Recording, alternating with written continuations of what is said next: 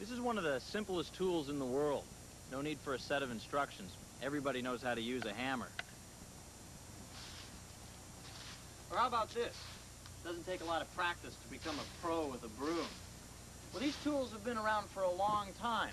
So how would you improve a hammer? Or how would you make a better broom? Or would it even occur to you to try? Well, it did occur to one guy, and he did it. He made a better broom, and a better hammer, and a lot of other implements. And it all has to do with planets, and waves, and a mystery of nature. And here's the mystery. It's an angle. It's a function of the golden proportion. And this angle is exactly 19 degrees. Planets move in orbits of 19 degrees. Further out in space, galaxies spin in curves of 19 degrees. And here on Earth, take a look at what happens to the waves in the ocean. They curl over and break at a curve of 19 degrees. No one knows why all these things happen at the same angle, but they do. What's more, you'll find the same golden proportion on your own body. How is what we're about to find out from inventor John Bennett. He's found his own angle in all of this by redesigning some hand tools in a very unconventional way. It all started 2 years ago when John was working with an aluminum broom.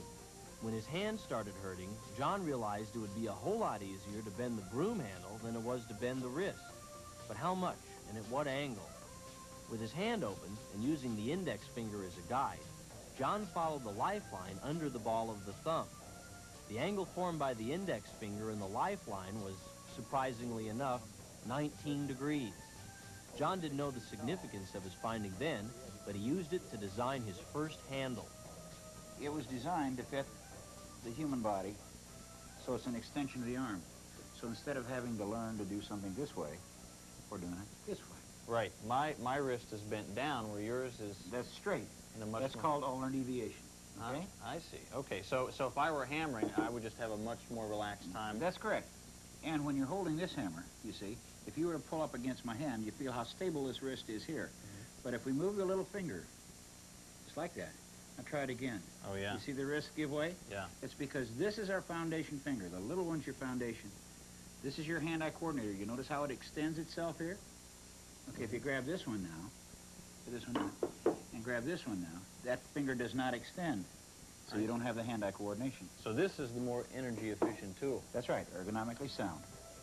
Since his discovery, John has found hundreds of applications for this concept in hand tools. The Bennett bend, as he calls it, has been used on pliers, rakes, brooms, and hammers. John says that his is the first hammer to come with instructions. It not only gives you more power, but it stops the shock from coming back through. And this is why it's not only good for hammers to stop carpenter's elbow, but any striking force where we get shock back through the body, it allows it to go into the big muscles in the back rather than stay captured in the small muscles in the forearm. Well, if you think John's inventions are all work and no play, you'll be happy to know that he's got a handle on the sporting goods business. Tennis rackets, golf clubs, pool cues. He's got a baseball bat that's great for those curve balls. Even Little League has given the Bennett bend its seal of approval. They feel that this 19-degree bend improves timing and prevents early or late rollover of the wrist.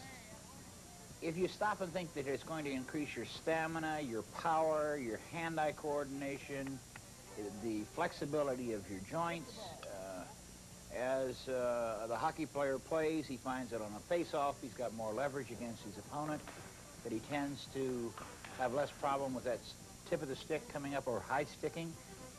In his slap shots, I think you'll see that the puck will stay very close to the ice. The applications for this handle are endless. Just about anything you can push, strike, pull, or hang on to. Some amazing feedback is coming from the athletes who are using the equipment. Some athletes even say the handles can actually ease the pain of arthritis or certain sports-related injuries. This tennis player complained to John of a bad tennis elbow that was so serious he couldn't play. He now says that Bennett's new racket allowed him to play with no pain. And John says there are other success stories just like this. And then there is one more thing to consider. If we can function as a natural entity in anything we do,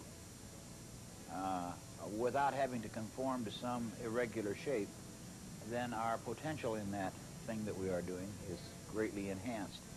As a minister said to me when he tried my machete, "Oh, gee, this is going to give my people 30% more productivity." And I said, no, it'll give him 30% more leisure time.